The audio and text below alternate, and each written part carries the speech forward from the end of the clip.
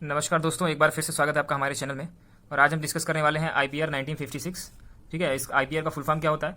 Industrial policy resolution 1956। आप जानते हो कि जब हमारा देश 1947 में आज़ाद हुआ तो हमें ज़रूरत थी आपका इंडस्ट्रियल ग्रोथ की, मतलब कुछ ऐसा किया जाए जिससे कि हम इंडस्ट्रियल ग्रोथ को पा सकें।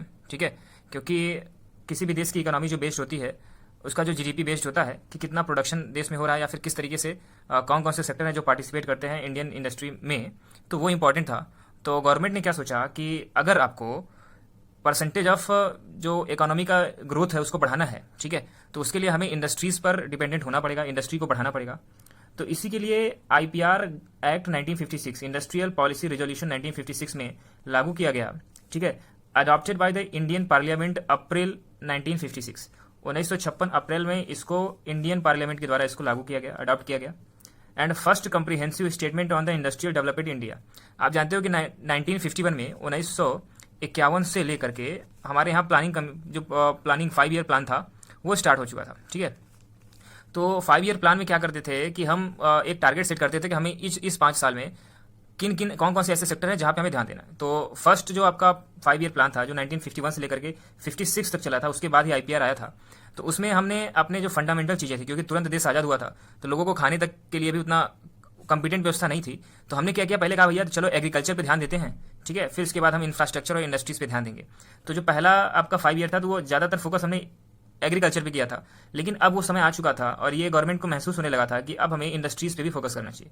तो यही वजह रही कि जिसको आपने इंडस्ट्रीज पॉलिसी रेजोल्यूशन 1956 में पढ़ने वाले हैं, तो उसके बनने के पीछे यही एक वजह थी। ठीक है, so basic economic policy for the long time, और एक ऐसी इकोनॉमिक पॉलिसी बनाया जाना था, ठीक है, गवर्नमेंट की तरफ से, जो कि लंबे समय तक हमारे देश का ग्रोथ कर सके। क्योंकि वो जान चुके थे, वो समझ चुके थे कि हमें कुछ ऐसा इस तरह का सस्टेनेबल मॉडल पेश करना होगा इकोनॉमिक पॉलिसी के अंतर्गत, जिससे कि हमारा देश भी ग्रोथ करे। और हम एफडीआई के पक्ष में बहुत ज़्यादा नहीं थे, क्योंकि हम तुरंत आज़ाद हुए थे विदेशी पावर से। तो गवर्नमेंट नहीं चाहती थी कि हम फॉरेन पॉलिसी को अडॉप्ट करके, फॉरेन फंडिंग को अडॉप्ट करके हम अपनी इकोनॉमी को चलाएं, क्योंकि उन्हें फिर से डर था कि कहीं हमारा देश फिर से गुलाम ना हो जाए। तो ये सही सोच थी उस समय की। सो आईपीआर 1956 में जो भी चीज़ें फोकस की गई, अब उसका डिस्कशन करते हैं। So it laid down 3 category of industries. तो आईपीआर 1956 के अंतर्गत इंडस्ट्रीज को, जितने भी उस समय औद्योगिक केंद्र थे और औद्योगिक संस्थाएं थी, उसको 3 कैटेगरी में डिवाइड किया गया। इसको हम शेड्यूल 1, शेड्यूल 2 और शेड्यूल 3 बोलते हैं। यहाँ पे मैंने 1, 2, 3 डायरेक्ट लिख दिया है।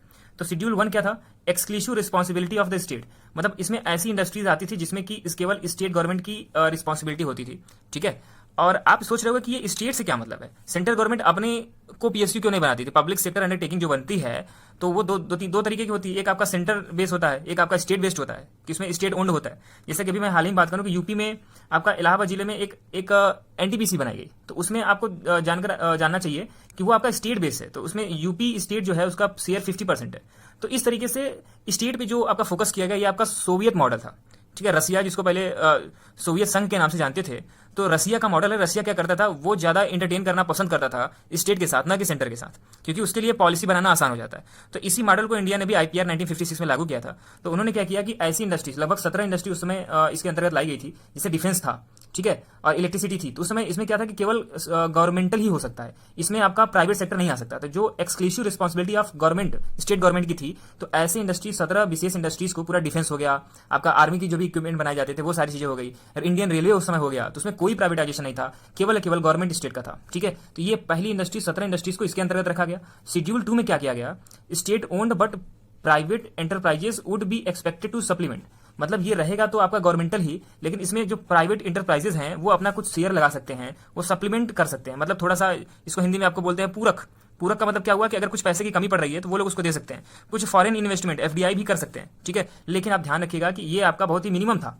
ठीक है, और जो थर्ड टाइप के आपके सप्लीमेंट थे, या फिर थर्ड टाइप का जो शेड्यूल था, जिसमें कि और इंडस्ट्रीज को रखा गया, तो ऊपर जो दोनों इंडस्ट्री के टाइप हुए उसको छोड़ करके जितने भी इंडस्ट्री रिमेनिंग बचे, all remaining industries private sector की हों या फिर गवर्नमेंट सेक्टर की, उनको आपका इसके अंतर्गत, थर्ड शेड्यूल के अंतर्गत रखा गया।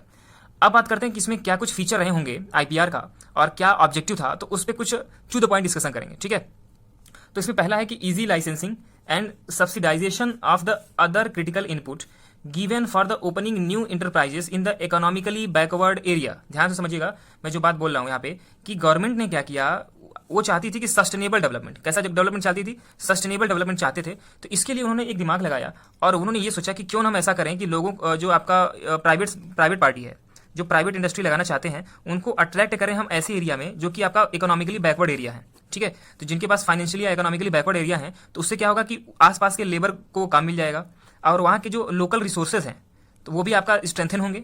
तो ये सब दिमाग में रखते हुए उन्होंने क्या किया कि जो प्राइवेट पार्टी थी या फिर गवर्नमेंट खुद भी क्या करती थी कि इकोनॉमिकली बैकवर्ड सेक्शन में अगर कोई भी इंटरप्राइजेज लगाता था, कोई भी अपना औद्योगिक केंद्र लगाता था, तो उसे इजी लाइसेंसिंग दी जाती थी, क्योंकि आप जानते हो कि लाइसेंस राज के नाम से भी जाना जाता है इसको, ठीक है। और लाइसेंस राज यहीं से शुरू हुआ था। इसमें आपका कंपनी को लाइसेंस लेना जरूरी हो चुका था। तो इसमें क्या होता था कि बड़ा टफ हो जाता था अगर आपको शहर में कोई भी उद्योग खोलना है तो। लेकिन गवर्नमेंट ने क्या किया, थोड़ा सा रियायत बरती, और अगर आपको लोकल एरिया, ठीक है, बैकवर्ड एरिया में अगर आप जा करके अगर लगाते हो इंडस्ट्री तो उसके लिए इजी लाइसेंसिंग कर दी। Subsidization of the other critical input, कुछ अन्य क्रिटिकल इनपुट जैसे कि रॉ मटेरियल हो गया, ठीक है, जैसे आपका इलेक्ट्रिसिटी हो गई, वहां पे जमीन लेना हो गया, तो इन सब चीजों की जो पॉलिसी थी गवर्नमेंट ने आसान कर दी, जिससे कि लोग प्रभावित हों और जो भी इंटरप्राइज लगाना चाहता है वो आपका रिमोट एरिया में लगाए। और यही वजह है कि थोड़ा काफी हद तक बात करें तो इस पर्टिकुलर मामले में ये आईपीआर जो था, आईपीआर 1956 का जो एक्ट था, वो अपने टारगेट में सफल भी हुआ। और आज भी आप देखते होंगे कि रिमोट एरिया में जो इंडस्ट्री लगाई जाती है उस पर ज़्यादा फोकस किया जाता है, क्योंकि इससे क्या होता है कि हमारे देश के डिफरेंट एरियाज का जो सस्टेनेबल डेवलपमेंट है वो कंप्लीट हो पाता है, वो ऑब्जेक्टिव कंप्लीट हो पाता है। अब बात करते हैं अगले पॉइंट की। तो this was done to counter regional disparity. इसमें क्या था कि जो हमारे क्षेत्रीय अगर बात करें कि जैसे कि कोई क्षेत्र बहुत ज्यादा अमीर हो गया, कोई क्षेत्र बहुत ज्यादा गरीब हो गया, तो रीजनल जो डिस्पैरिटी थी उसको काउंटर कर रहा था, उसको कम कर रहा था और सबको एक समान इक्विटी में ले आ रहा था, ठीक है। और हम चाहते भी यही थे कि सब सस्टेन चले। इतना बड़ा देश है, इतना डाइवर्सिफाइड देश है, तो वहां पे जरूरी है कि कुछ इस तरीके की पॉलिसी लाई जाए।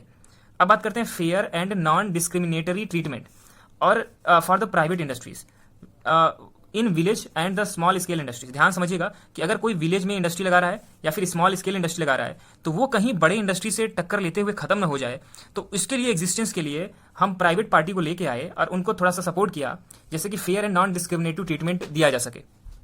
अब बात करते हैं एक बहुत ही अच्छा स्टेटमेंट, इसको ध्यान से समझिएगा, ये परीक्षाओं में आपसे पूछता है, ठीक है, चाहे वो आपका डिस्क्रिप्टिव क्वेश्चन हो या फिर कभी कभी आपके यूपी पीसीएस हो गया, एमपी पीसीएस हो गया, यूपीएससी हो गया, तो ऐसे इस तरह के एग्जामिनेशन में पूछता है। जैसे यहाँ पे लिखा हुआ है कि IPR 1956 is known as economic constitution of India.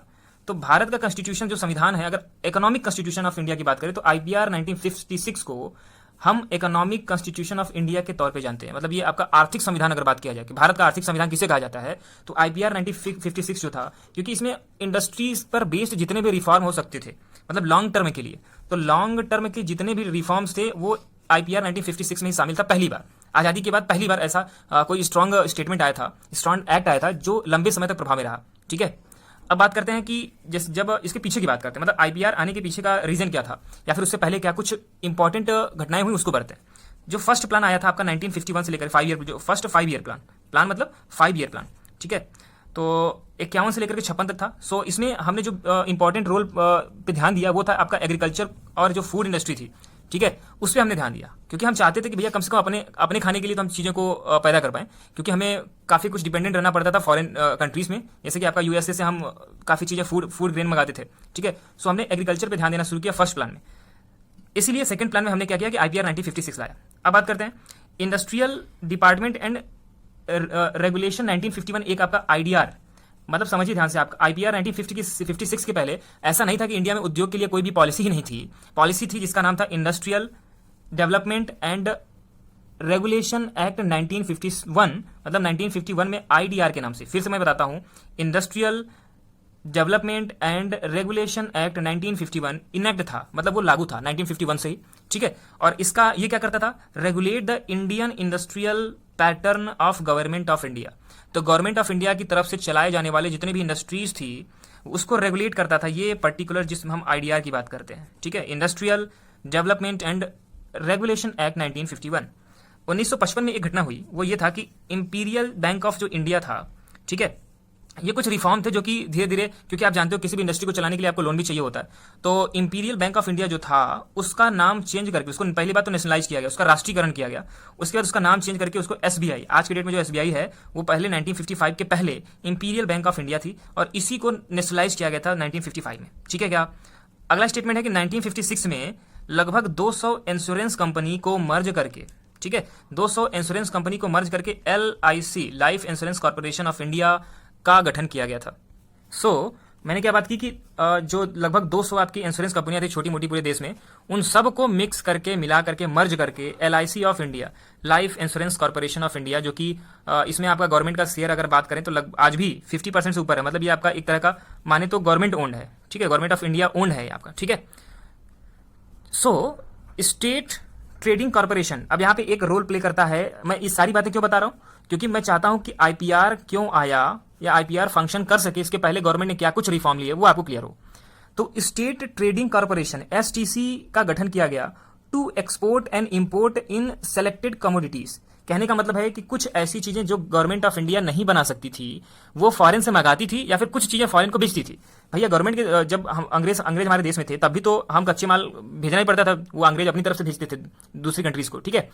तो हम तो कच्चे माल फिर भी भेजते थे, जैसे कि आपका आयरन हो गया, आयरन इंडस्ट्री बहुत पहले से आपका सस्टेन था और उसका हम बाहर भी भेजते थे, ठीक है, हम एक्सपोर्ट भी करते थे और हम इंपोर्ट सारी चीजें करते थे कि हम अगर मशीनरी की बात करें तो हम मशीनरी में पूरी तरह से फॉरेन से मंगाना पड़ता था, ठीक है। तो कुछ ऐसी कमोडिटीज, सेलेक्टेड कमोडिटीज जो थी, चीजें जो थी वो एक्सपोर्ट इंपोर्ट कर सकें, उसके लिए गठन किया गया था स्टेट ट्रेडिंग कॉर्पोरेशन STC का एक गठन किया गया था, establish to trade with the communist country. और इसको जो STC था ना, स्टेट ट्रेडिंग कॉर्पोरेशन जो था वो ज्यादा फोकस करता था किस पे, कम्युनिस्ट कंट्रीज के ट्रेड पर। अब आप समझोगे यार कि कम्युनिस्ट कंट्री, आज के डेट में इंडिया में कम्युनिस्ट जो विचारधारा है उसको कम तवज्जो दी जाती है, तो हम कम्युनिस्ट के साथ इस तरीके का ट्रेड क्यों करते थे। उसके पीछे का रीजन था क्योंकि कम्युनिस्ट बेस्ड जो कंपनियां थी वो डायरेक्ट इंटरेक्ट करना चाहती थी पर्टिकुलर स्टेट में। उनको जहां इंडस्ट्री लगानी होती थी वो वहां का लोकल जो कह सकते हैं कि जो रेगुलेशन होता था, जो वहां का कानून होता था, वहां से डायरेक्ट वो डील करना चाहते थे। कहने का मतलब डील विद स्टेट, वो ज्यादा इंटरेस्टेड थे स्टेट से डील को करने में, ठीक है, वो सेंटर से डील नहीं करना चाहते थे। इसलिए STC का गठन किया गया ओनली नहीं कह सकते, approx for the communist countries. Okay, अब समझता हूं कि आपको समझ में आया होगा। अब एक बात करते हैं महालनोबिस मॉडल की। तो PC महालनोबिस एक हमारे देश के सांख्यिकीविद थे, ठीक है, और इन्होंने एक मॉडल दिया था, ये आपका जवाहरलाल नेहरू के करीब थे, और उन्होंने क्या किया कि एक मॉडल पेश किया और उसी के इन्होंने आपका सेकंड जो आपका प्लान था, 5 ईयर प्लान था, उसमें महत्वपूर्ण भूमिका निभाई थी। और इन्हीं के वजह से जो आपका IPR 1956 था वो अपने जो स्वरूप वो चाहते थे उस पर आ सका था। तो इन्होंने एक मॉडल पेश किया, उसमें ये बात कही गई कि basis of industrial policy resolution 1956। तो जो आपका इंडस्ट्रियल पॉलिसी एक्ट रेजोल्यूशन जो 1956 था वो आपका इन्हीं के मॉडल के बेस पे था, ठीक है, पहली बात आपको समझनी चाहिए। और ये आपका क्या था, emphasise heavy industry to lead economy. वो जानते थे कि हम अगर हैवी इंडस्ट्री नहीं लगाएंगे, मतलब बड़ी बड़ी मशीनरी, जैसे कि आपका आज की डेट में जैसे ट्रांसफार्मर वगैरह बनाने की मशीन है, ठीक है, या फिर आप ऐसे समझिए कि पंप हो गया, कंप्रेशर हो गया, ऐसी बड़ी बड़ी चीजों की जो मशीन बनती है, तो उसके लिए हमें हैवी इंडस्ट्री की जरूरत पड़ेगी। तो इन्होंने पहला सुझाव दिया, emphasise heavy industry to lead economy, क्योंकि वो जानते थे कि अगर एक दो प्रोडक्ट बनाते हो तो करोड़ों में बिकता है, ठीक है। तो उन्होंने हैवी इंडस्ट्री पे जोर दिया कि हमें हैवी इंडस्ट्री अपने देश में ही लगानी चाहिए, ठीक है। तो इनके मॉडल के अंतर्गत ज्यादा फोकस इन पे इन्होंने किया। और ये एक तरह का इनपुट आउटपुट मॉडल था, मतलब जो चीजें हम मंगा सकते हैं कच्चा माल वो बाहर से मंगाएंगे और यहाँ पे असेंबल करेंगे, या फिर जो चीजें हम भेज सकते हैं बाहर एक्सपोर्ट कर सकते हैं उसको भी ध्यान देंगे। और ये जो बेस्ड था, क्योंकि आपको पता होना चाहिए कि महालनोबिस साहब जो थे वो आपका रशियन मॉडल से बहुत प्रभावित थे। तो so based on the old Russian model 1950 में जो आपका ओल्ड रशियन मॉडल था, ठीक है, क्योंकि वो भी कुछ इसी तरीके का रिफॉर्म लाए थे अपने देश में, तो उन्होंने रशियन मॉडल से प्रभावित होकर के इसको इनेक्ट किया था। अब बात करते हैं way for development of the public sector and the licence raj. और यही एक रास्ता था या फिर कह सकते हैं ये आपका शुरुआत था जहां से पब्लिक सेक्टर, जो आप आज के डेट में PSU के नाम से आप जानते हो, पब्लिक सेक्टर अंडरटेकिंग, आपका स्टेट ओन भी होता है, सेंटर ओन भी होता है, और जो लाइसेंसिंग राज था, ठीक है, कि आपको किसी कंपनी को लगाने के लिए लाइसेंस चाहिए, और लाइसेंस आपको सिंपली मिल जाता था। अगर आप गांव या फिर कोई भी इस तरह के रिमोट एरिया में लगाते थे इंडस्ट्री, तो वहां पे आपको लाइसेंस मिलना आसान था। वहां पे आपको टैक्स में भी छूट मिल जाती थी, मतलब ढेर सारी चीजें थी जो कि फोर्स करता था कि आदमी आपका विलेज एरिया या फिर आपका रूरल एरिया में इंडस्ट्रीज को लगाए। So based on this model उन्होंने लाइसेंस राज और जो आपका पब्लिक सेक्टर था वो इसी मॉडल पे बेस्ड था, मतलब महालनोबिस के मॉडल पे ही बेस्ड था। और IPR तो इन पर बेस्ड था ही, ठीक है, बहुत कुछ इनका प्रभाव IPR पे पड़ा। अब बात करते हैं कुछ अदर फोकस एरिया, जो फोकस एरिया कुछ अदर थे वो क्या थे। Need for the infrastructure development, हमारे देश में इंफ्रास्ट्रक्चर के डेवलपमेंट की बहुत अच्छी खासी नीड थी, तो इसके लिए भी आपका IPR जरूरी था। तो IPR 1956 लाना इसलिए भी आपका जरूरी था। Give the priority to the power, finance and transport. और इसमें आपका पावर इंडस्ट्री मतलब बिजली पैदा करना, फाइनेंस इंडस्ट्री फाइनेंस के सेक्टर में, या फिर ट्रांसपोर्ट के सेक्टर में, ठीक है। तो इन तीनों सेक्टर में आपका विशेष ध्यान दिया गया। Recognise the cottage and the small scale industry sectors, और इन्होंने आपका कुटीर उद्योग, हिंदी में इसको बोलते हैं कुटीर उद्योग, स्मॉल स्केल इंडस्ट्री था, उसको भी इन्होंने रिकॉग्नाइज किया। मतलब कि वो भी आपका खाली ना बैठे, वो आपका काम करते रहें और अच्छे से फंक्शनिंग हो पाए, उन पर ज्यादा फोकस किया जाए। तो इसके लिए भी इन्होंने ढेर सारे ऐसी चीजें बनाई थी, प्रोविजंस बनाए थे, जिससे कि उनको इनेक्ट किया जा सके। अब बात करते हैं employment generation and the regional growth. और ये चाहते थे कि आपका एम्प्लॉयमेंट जनरेट हो, ठीक है, और रीजनल ग्रोथ मतलब कि क्षेत्रीय आपका जो विकास है उसको कर पाए, वो ग्रोथ कर पाए। क्योंकि अगर आपका शहर में इंडस्ट्री लगेगी तो आपका ग्रामीण ग्रामीण ही रह जाएगा। अगर ग्रामीण के किसी भी पर्टिकुलर, जैसे कि मैं एक अच्छा एग्जांपल लेता हूं, आपने भिलाई स्टील प्लांट का नाम सुना होगा, बीएसपी, ठीक है। मैं तो आप ये समझिए कि जो बीएसपी था वो आपका छत्तीसगढ़, जैसे आपके उस समय छत्तीसगढ़ का एमपी का पार्ट था जब बीएसपी बना, तो ऐसी जगह पे इंडस्ट्री लगाया जो कि जहां पे मतलब कि आबादी भी कम थी या फिर वहां पे लोग काफी गरीब थे, ठीक है। अब बीएसपी लगाने की वजह से वहां के लोगों का जो आपका कह सकते हैं कि रहन सहन का स्तर है, ठीक है, जो सोसाइटी का स्तर है वो बढ़ा। तो ये रीजनल ग्रोथ का एग्जांपल है, इसको आप ऐसे समझे। Provided tax concession and the subsidiary. अब ये क्या करते थे कि अगर आप गांव वगैरह में लगाते हो तो वो आपका टैक्स का कंसेशन देते थे और आपको कुछ सब्सिडीज प्रोवाइड करते थे, इलेक्ट्रिसिटी में बिल में सब्सिडी दे देते थे, जिससे कि प्रायोरिटी आप दो बैकवर्ड रीजन को। So priority in the backward region. और इनकी जो प्रायोरिटी थी, ये चाहते थे कि आपका बैकवर्ड रीजन में आप ज्यादा फोकस करो, ठीक है, बैकवर्ड रीजन में आप ज्यादा फोकस करो। और क्या बातें थी, लेस एफडीआई वेलकम्ड, ठीक है। इंडस्ट्रियल पीस, ये आपका औद्योगिक शांति चाहते थे। क्या चाहते थे, इंडस्ट्रियल पीस। औद्योगिक शांति क्या होती है, आपने सुना होगा, पीस का नाम तो सुना होगा, लेकिन यार ये औद्योगिक पीस का क्या मतलब है, इंडस्ट्रियल पीस का क्या मतलब ये था, वो क्या करते थे कि उनके यहाँ जो एम्प्लॉई काम करते थे ना, तो अगर उनके उस कंपनी का प्रॉफिट हो रहा है, चाहे वो प्राइवेट हो चाहे पब्लिक हो, तो गवर्नमेंट ने ऐसा नियम बनाया था कि 10% 20% जो था उसका डिविडेंड जो था वो क्या करते थे, वो सीधा एम्प्लॉई को दे देते थे, पूरे एम्प्लॉई में बांट देते थे, अपने प्रॉफिट का कुछ हिस्सा बांट देते थे। इसी को हम इंडस्ट्रियल पीस के नाम से जानते हैं। कई बार परीक्षा में पूछता है कि ये इंडस्ट्रियल पीस जो कि आईपीआर एक्ट में है वो उस क्या बताता है, ठीक है, इससे इसका क्या सिग्निफिकेंस है। और एफडीआई जो था वो आपका लेस वेलकम था। मैंने पहले ही बताया कि हमारा देश तुरंत आजाद हुआ था, वो नहीं चाहता था कि हम कुछ ऐसा करें जिससे फिर से हमें आपका फॉरेन चीजों पे, फॉरेन कंट्री पे हमारा डिपेंडेंसी बढ़े, ठीक है। तो उन्होंने ज्यादा एफडीआई पे जोर नहीं दिया, ठीक है। आप जानते होंगे कि 7 जो आपका 5 ईयर प्लान था, 7 5 ईयर प्लान तक गवर्नमेंट चाहती थी कि हमारी खुद के या फिर रीजनल जो कंट्रीज हैं वो ही ज्यादा फोकस करें, या फिर जैसे हमने बताया कि कम्युनिस्ट कंट्री थी उन्हीं से हम लेना पसंद करते थे। अब बात करते हैं promote technical and managerial skill. जैसे आईटीआई एमबीए की शुरुआत की गई, ऐसे इंस्टीट्यूशंस की शुरुआत की गई, ठीक है। इसमें जैसे कि हम चाहते थे कि कुछ टेक्निकल बंदे आए, क्योंकि हमें इंडस्ट्री लगानी थी, कुछ मैनेजरियल स्किल हमारे आसपास के लोगों के अंदर भी हो, हमें फॉरेन से न भगाना पड़े लोग। तो इसके लिए आईटीआई और एमबीए जैसे कॉलेज, ठीक है, मैनेजमेंट के कॉलेज की शुरुआत की गई। Enhance the role of public sector, और टारगेट जो था कि पब्लिक सेक्टर के रोल को इनहांस किया जाएगा, वो उस पर सफल हुए। अब बात करते हैं आउटकम्स, या फिर आप जानते हो कि ये बहुत कुछ जो सक्सेस था वो नहीं हो पाया था, या फिर कह सकते हैं कि जिस पर्टिकुलर सोच को लेकर के, विचारधारा को लेकर के शुरुआत की गई थी वो कंप्लीट नहीं हो पाया था। तो मैं छोटी छोटी बातों पे ध्यान दूंगा यहाँ पे। सो आउटकम्स जो है, पीएसयू स्कोप गॉट वाइडेंड। हाँ, निश्चित तौर पे जो आपका पीएसयू था वो आपका धीरे धीरे एक बड़े रोल में आया, इंडिया में एक बड़े रोल में आया, और इसका जीडीपी में जो कंट्रीब्यूशन था वो एग्रीकल्चर को पार कर गया, ठीक है। आप जानते हो कि जब इंडिया आजाद हुआ था उस समय एग्रीकल्चर का जो कंट्रीब्यूशन था सबसे अधिक था, ठीक है, जो आपका प्राइमरी सेक्टर है, तो वो सबसे अधिक जीडीपी में कंट्रीब्यूट करता था। लेकिन आईपीआर आने के बाद 7-8 से 10 सालों के बाद आपका जीडीपी में कंट्रीब्यूशन इंडस्ट्रियल सेक्टर का बढ़ गया। Government aim of socialistic growth achieved, और गवर्नमेंट जो चाहती थी कि हमारा जो सोशलिस्टिक ग्रोथ हो, ठीक है, मतलब इक्वल ग्रोथ हो, हमारे समाज में कुछ ऐसे लोग भी आए जो आपका कॉमन मैन होता है, तो उन कॉमन मैन का जो लाइफ स्टाइल है वो बदले, ठीक है, उनके पास पैसे आए, तो वो भी आपका जो ग्रोथ था या फिर कह सकते जो टारगेट था वो आपका अचीव होता हुआ दिखाई दिया। Public sector as epicentre industries. अब क्या हुआ कि जो पब्लिक सेक्टर, जो पीएसयू के नाम से जानते हैं, पब्लिक सेक्टर अंडरटेकिंग्स, वो आपका एपी सेंटर हो गया हमारे इंडस्ट्रीज के डेवलपमेंट का। हमारे औद्योगिक डेवलपमेंट में पब्लिक सेक्टर एक महत्वपूर्ण भूमिका निभाना शुरू कर चुका था। लेकिन अब बात करते हैं कि इसमें सारी अच्छी चीजें नहीं थी, ठीक है।